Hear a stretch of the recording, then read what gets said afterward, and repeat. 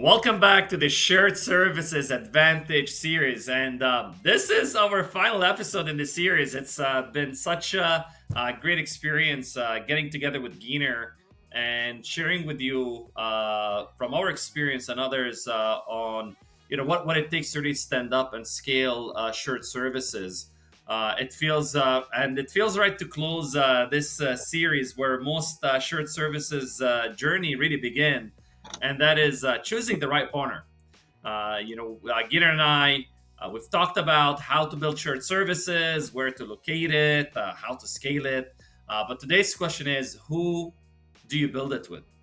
And the truth is, there's a wide spectrum of outsourcing and shared services options out there. And we'll get into later on in the episode on the continuum of outsourcing options. Um, but I think what's important to highlight here is that the private equity, backed lower middle market companies, they have unique needs, and frankly, I would say even underserved needs by the outsourcing industry. They don't need like a giant enterprise level BPO. Or more of a offshore recruiting vendor, seat leasing vendor. They need a partner who can, yes, they can put bodies in seats, right, and who can help them scale operation. But they also need a partner who can help them run operations better and faster and smarter, with outcomes that really drive value creation and without paying, multi-million dollar contracts, right? And that's what we're diving into today. How to pick the right outsourcing partner for you, and maybe what are some of the red flags to watch out for, and how to build a relationship that actually scales with your business, because it is a multi-year partnership that you want to establish throughout the holding period, right, across even multiple hold periods from one private equity to another. Very critical. And as always, I'm joined by my awesome co-host Gyner Ozgul, CEO of Fortis Fire and Safety, always bringing his practical and executive level experience, bringing the operator perspective from the front lines of platform building. So, Gyner, thank you for always joining me on these episodes. Thanks, Yassin. Appreciate it. Always pleasure to be here. Sweet. So maybe, Gyner, let's start with the fundamentals here. Choosing the right outsourcing partner pretty much shapes everything. Your cost structure, your speed to market, and the level of control over your operation. So, Gina, from your experience, why does getting this decision right matter so much, and what's really at stake when you maybe choose the wrong partner? Yeah. I'd say, first of all, make sure your team has a problem statement. We've said that a number of times, months So and months many and months times, and months. yes. Just want to reiterate a point that we've made. Know which problem you're going to solve when you're going to have an outsourced partner. What's important is, like you said, there's a continuum of partners out there, right? There could be a partner that's really good at just taking over the entirety of an outsourced call center, as an example, right? But then there's a partner where you need somebody, but you don't know what it quite looks like yet, and you need to work through the dynamics together, and you want a partner to be there with you, right? One that you're going to say, hey, you know what? I know I need an AP person or two, but I also know that I'm going to need other things. I just don't know what those other things are yet, right? And you want to make sure that there's such a difference in those two partners, because partner one's going to be like, yeah, great, I do call centers all the time. Partner two is going to be your almost like an extension of your team itself, right? They're going to feel more personal. They're going to be ready and available for you. To answer your question on picking wrong, if you take those two cases I just gave you and you just flip them and you say, the outsourced partner of use case 2 is the partner of your problem statement in use case 1, and you pick a really small company to help you with a big call center movement, you're going to have a lot of problems, right? They can't handle the scale. They don't have the process discipline built in. They don't understand it. And the outputs of that are you're going to lose your team's heart, right? Because they're going to look at it and say, these guys don't know what they're doing. And here we Mm, are like trying to hand off this function to them, and they're so big and arduous they can't, they're so small they can't handle all of what we're asking them to do. And then, exactly. the same goes for the opposite. If you pick someone too big and your ask is very small, maybe the ROI isn't going to work. Maybe they're not going to give you the personal experience Yep, maybe exactly. you're going to fail really quickly and then feel like all outsourcing doesn't work. Those are the Mm, outputs of picking. So it's really important that now that you've got a good problem statement, that you interview those outsourced companies and have that like really personal discussion to help them understand your needs. I love that. And I think as a kind of like a best practice, pick a partner that has a spectrum of capabilities that sometimes you think you have, but a lot of times you discover you don't. Um, a lot of times when people maybe think about outsourcing, they're just thinking, butts in seats, right? Just bodies. But what I really find out very fast, it's like, okay, maybe people, yes, is part of the problem to scale. But what about process, right? What about training? What about quality? What about workforce management? How many do we need in what area of the business? In fact, and a lot of people say, hey, AR, but when you double click on AR, there's probably 12 different sub processes under AR. And That's right. as you scale, you need to start, a buzzword we use a lot at Origo, bifurcate. You gotta bifurcate your processes. Um, so a lot of times, depending on the level of your experience and maturity, shared services, that is, shared services experience, if you haven't worked with, and not outsourcing is the same. And a lot of people maybe think about outsourcing. It's like, okay, call center, I pay per minute. And that's our third party collection agency. That those are kind of really traditional outsourcing. The outsourcing assurance that we're talking about, if it's someone who can come in and not just they can train, so they can hire, they can train, they can manage, and they can continue to improve the process, and then they can even transform. Yeah. I think it's important to recognize that your partner should have empathy to the problem that you have, Mm. right? So when I partnered with Orgo, I don't know, it's probably coming up on 2018. yeah, it's coming up on a number of years in a couple of companies ago. Giving that as an example, I got introduced via mutual kind of professional connection, and I had a conversation with my Origo kind of point of contact at the time, and I was just telling him like I got this high turnover in my call center. It's really challenging to hire because it's super competitive in that area Mm. in the geography of the U.S. And we've got like thousands of customers in our portfolio. We're struggling to make all these collection calls. He was very empathetic to understand my need, right? Mm. Maybe he didn't know my whole problem yet, and frankly, maybe I didn't. Mm. But he wanted to listen to understand, and Mm. I knew that we were going to be good partners because he understood that I had a real problem, and he wasn't trying to jump in with a solution right away. He I was trying love to that. say, "Hey, let's find one of these things and work on it together." And we have a saying here: don't fall in love with the solution, fall in love with the problem. That's kind of like customer obsession.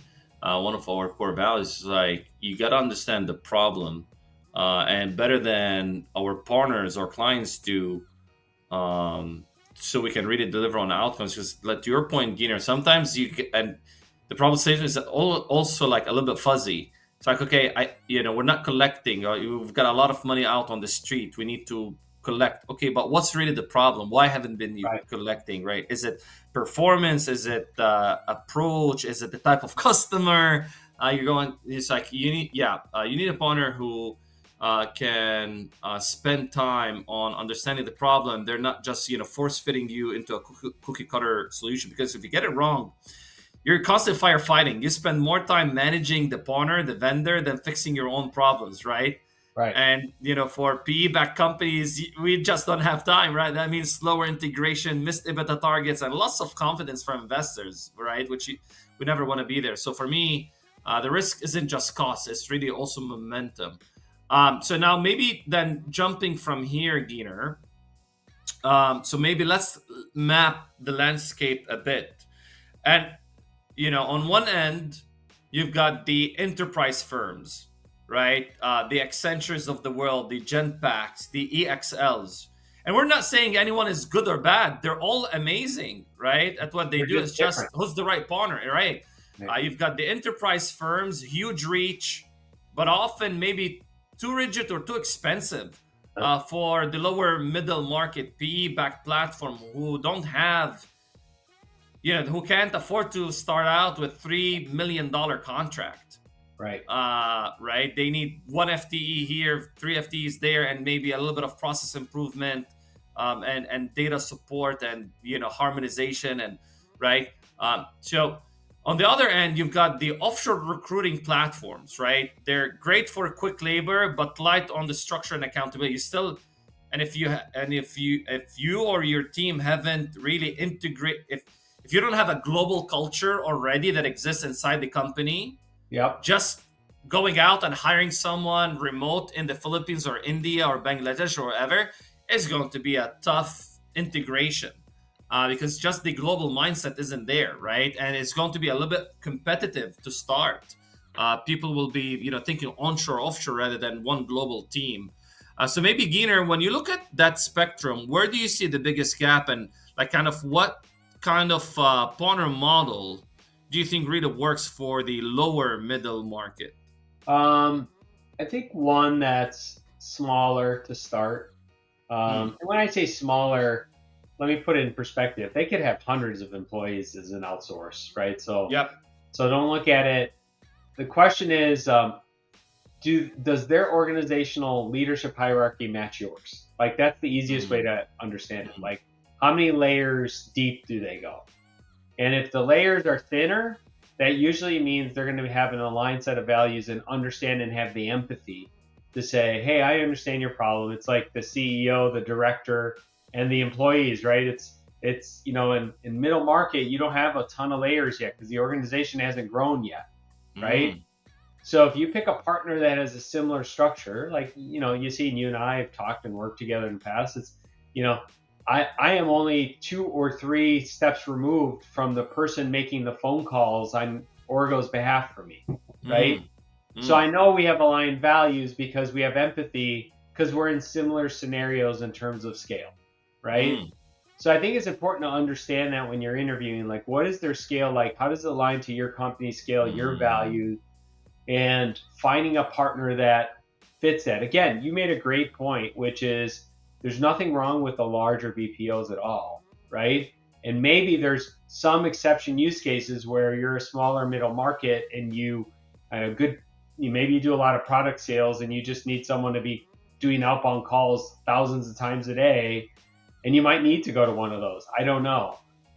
For me, in most services businesses, you really want a partner who's smaller, a little more boutique feeling, someone you can reach out and bounce ideas off of and come up with super creative solutions to meet your needs.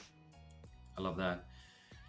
Yeah, and you have access to really to the leadership, right? Who can also act as an advisor, right? There's like a lot of consultancy company just for services advisory. Like, how do you think about shared service? What do you keep onshore? What do you put offshore? What do you put nearshore? How do you do contract management, vendor management, and and especially as you get a little bit more sophisticated, right? But these guys, right? You need a partner who doesn't just bring the capability, but can really bring also the thought leadership, and they don't have maybe yeah, and you're important. Your size still makes you important enough, right? And That's ideally um, they're working with other portfolio companies, right, inside the same PE firm, Yeah, right? and they're going to be a referral stream for years to come, right? And some of those guys, like myself, will move 3, 4 PEs over time, right? So remember, if you're the outsource partner, your potential there is not only your current use case or the person sitting in front of you or the problem that they have. It's, will they sell across and help you be an asset to other portfolio companies and that they interact with? And will they bring you along as a customer, as a provider for them as they go and do new things and new ventures in the future? Exactly. So, spending the last 5 years really working with the middle market, you know, the way I've seen it with the partners that we have, the Accentures, and there, and you get to a point when you're at a scale, maybe you're on your second or third hold period, right? And you've crossed the $1 billion mark, maybe even the $2 billion mark, right? The Accentures and the Genpacks of the world are amazing at scale, right? And this is where you actually need probably multiple partners, right? Not just one, but multiple. Yeah. Because these enterprise BPOs are built for $1 billion clients, right? And they have the big gun, right? The transformation, the AI, the next generation, right? They're always on the cutting edge, right? They're expensive. They're slow to Yeah. move, but they're not really designed for a platform who's just they're still integrating acquisitions, right? They're on their third, fourth, fifth acquisition, and they're still you've got different people operating, because these guys can scale a process, but it has to be already standardized. The process can't be we do AP 10 different ways, and an AR and customer service. The way we pick up the phone in one location is very different. It can be like that, right? These guys, right, won't be able to accommodate the variation in process unless you're willing to pay big money for professional services, and then definitely they've got the capability to come in and do that. But again, you're talking here multi-million-dollar contracts. That's right. At least in over a year time, right? You're talking $3 to $5 million to start with some of them, not specific extension jump, like just I'm generalizing here, so disclaimer. Now on the other side, you've got the pure staffing firms, right? Yeah, they're fast, they're cheap, but you're really managing everything yourself.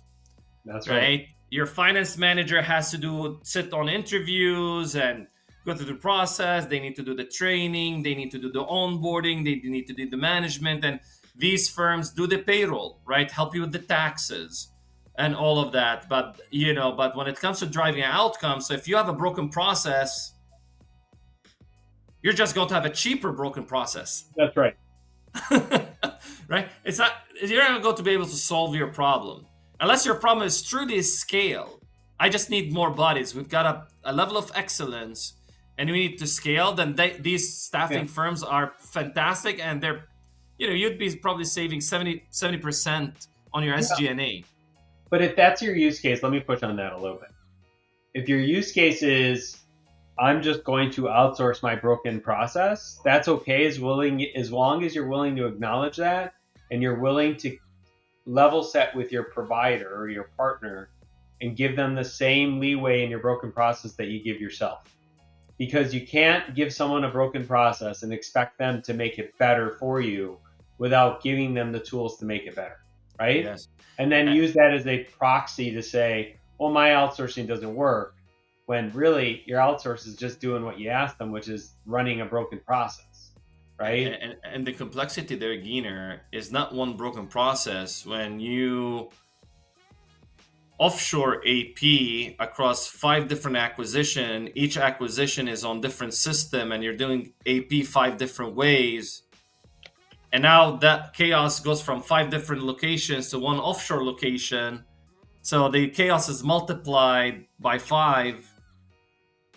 That's when things go, That's right. to hell in a basket. Yeah, I mean, we just have to be very honest and authentic, right? So I prefer how can we partner together to make our process better? Maybe I don't even know what that means yet. Maybe part of the exercise is assess our process and tell us how you think we should do it differently or better, right? But if my ambition is just to save money, then just tell your partner that, right? Yes. And just be okay with the inefficiency that comes with just moving a broken process over. Not my ideal, not something I would do, but I can ascribe that there are people that would do that. I'm just saying, don't use the excuse then that outsourcing is the reason your process is broken. That's all. So, and that's what, not turning this into a pitch fest. Uh, but that's what really, that middle ground, right? That's the underserved need of the middle market. Yes, they need to reduce SG&A, but at the same time, not at the expense of, quality, not at the expense of customer experience.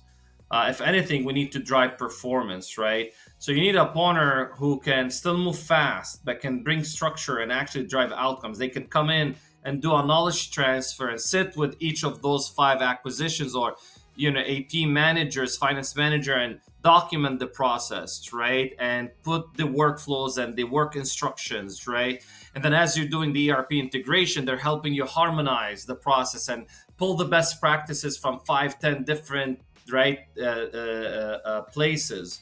And they move with you, right? And they can tag along that integration, and they may even be able to support that. So someone who helps you build a capability and not just provide labor. So then, Gyner, let's say you found the partner with the right capabilities. Okay, how do you kind of of course, that not every outsourcing story ends well, right? There are red flags to look for. Maybe partners that overpromise, underdeliver, expect you to run the show. So, from your experience, like, what warning signs should executives watch out for early in the conversation, and how do you kind of like spot the difference between like confidence and overselling? Overselling is if they immediately, without really understanding your problem, are promising you a bunch of money to save. That's overselling. I mean, it's a red flag right away. So one call close. It's like they get on one call and it's like, okay, here's our pricing immediately. Yeah. Here's our pricing immediately. You're going to save a bunch of money. Just use us. They haven't really understood your problem. They don't understand what you're trying to solve. They're kind of poking at you in the easiest way, which is they know that you want to save money as an output, but that shouldn't be your primary reason. It should be a reason, but not the primary reason, right? And you should call them out. And frankly, for me, it's also, hey, like, as we set up a process in our relationship together, tell me what the first 90 days is going to look like. Like, ask them a really hard question like that, right? What are you looking to hear, like, or what are you looking for them to say in the first 90 days? Like, what how are they going to measure success? Or are they going to challenge me and say, hey, how do you want us to measure success? Like, how do we get alignment around success? And at what cadence do I get communication as the customer that the progress is moving, right? That the process is getting better, that what we did is working. Like, how are they should be saying, here is our plan for you as our customer. Right? If they can't do that, they're not going to be somebody I'm going to have a relationship with. Exactly. I love that. Or when someone says, yeah, we can do everything. If they can't show you how, like, run.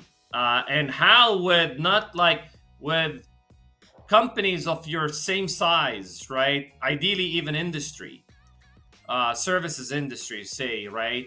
Or another one when they ask you to kind of, how do you run AP, and how do you want us to run AP? It's like, well, you're supposed to be the expert. You're supposed to be the expert. That is right. Correct. So it's like, okay, you need to kind of share the current state, but ideally a partner will come in and say, okay, we'll transition the process as is, but then here's how we're going to start, streamlining. I totally agree with that. That's absolutely. Also, I would say pay attention to leadership access. If the senior team is joining the sales calls, but they disappear after contract signing, you're going to struggle with accountability and holding them to the outcomes. That's right. Deviously, I tend to do a little test with new suppliers in general, or new partners in general. In the first week, I will test them by just making a phone call, usually. So I'm giving this away to all my future partners, but that's my test. Are they going to answer my call in that first week? Boom. If Exactly. they If don't they're answer not the willing phone to the up first it, week, I'll tell you now, it's going to be a rough ride with me. boom. Exactly.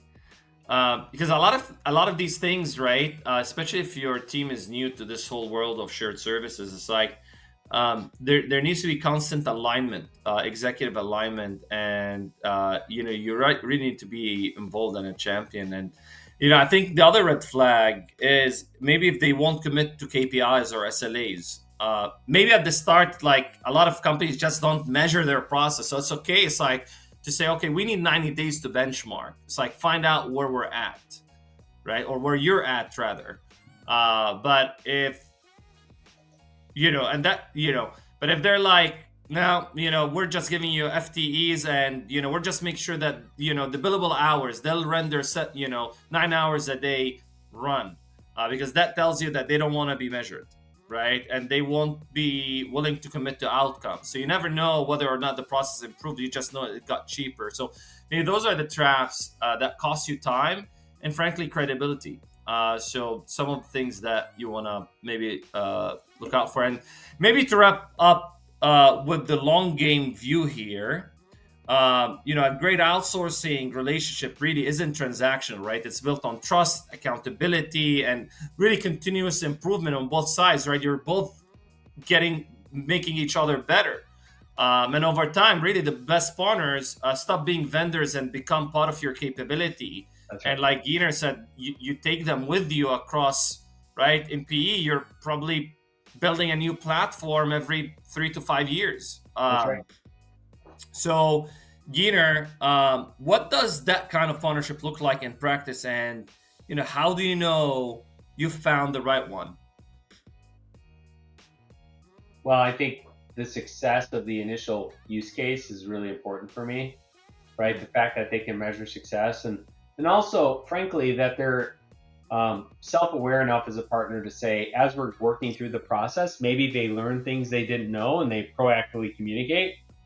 Like, hey, we had a DSO target of 60 days, but we didn't know this about your process.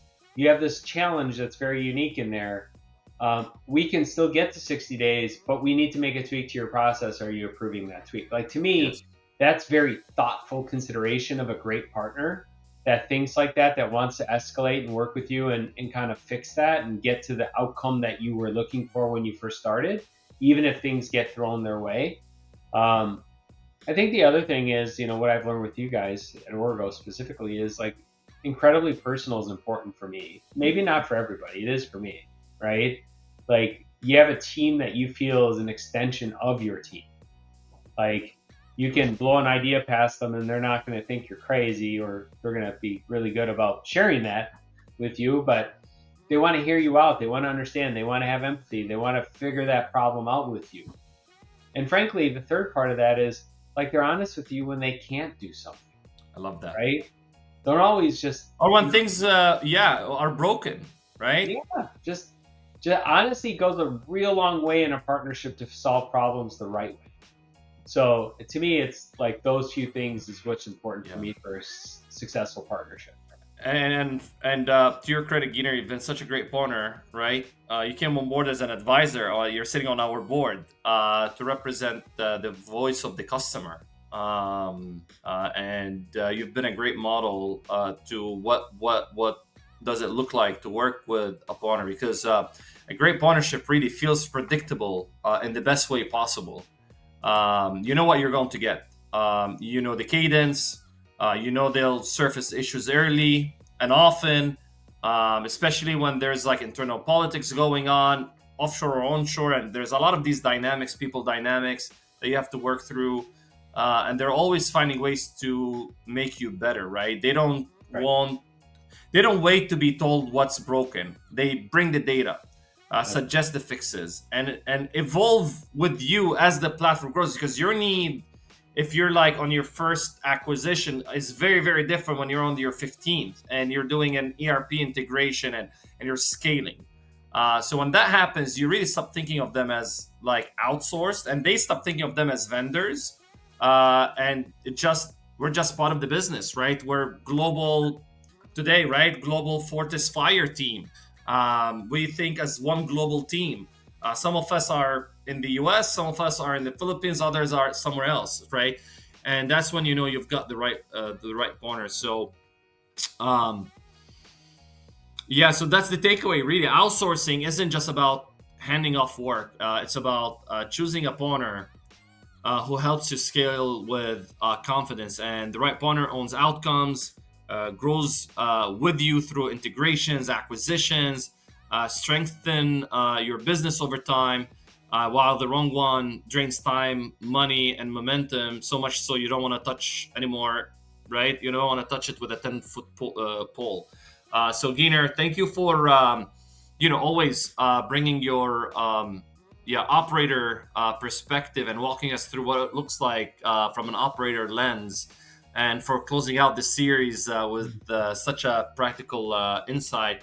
And to everyone who's been listening to the Shared Services Advantage series, thank you for joining us. It means a lot.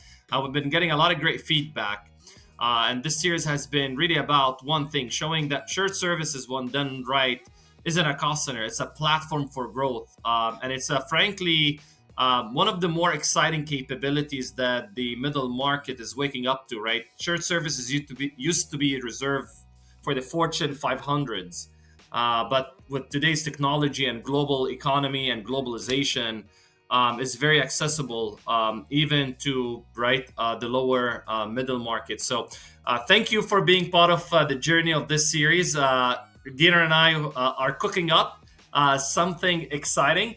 Over the next maybe a month or so, we'll be working behind the scenes on standing up and crafting, cooking up a new series. And we'll also take some time off during the holidays with the family. So if I don't talk to you again, I wish you fantastic holidays, blessed holidays, whether you celebrate Thanksgiving or Christmas or New Year or whatever your belief is. I wish you the best time to, and wish you a great close to the year.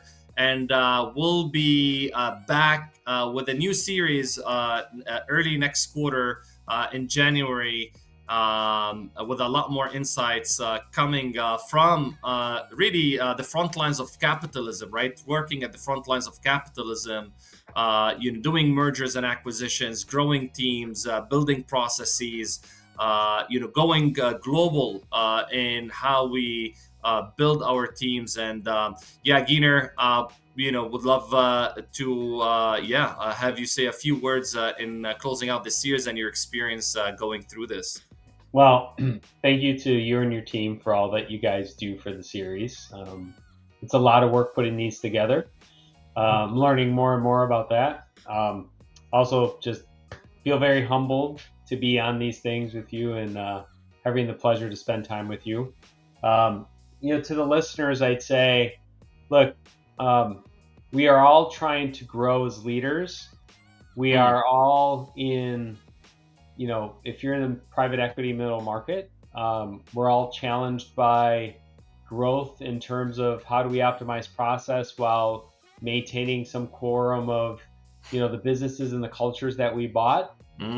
I'd say to you, think through how to outsource components of that business so you can really focus on the onshore component of the culture you're trying to maintain, while leveraging cost and process optimization in the background. Do those things.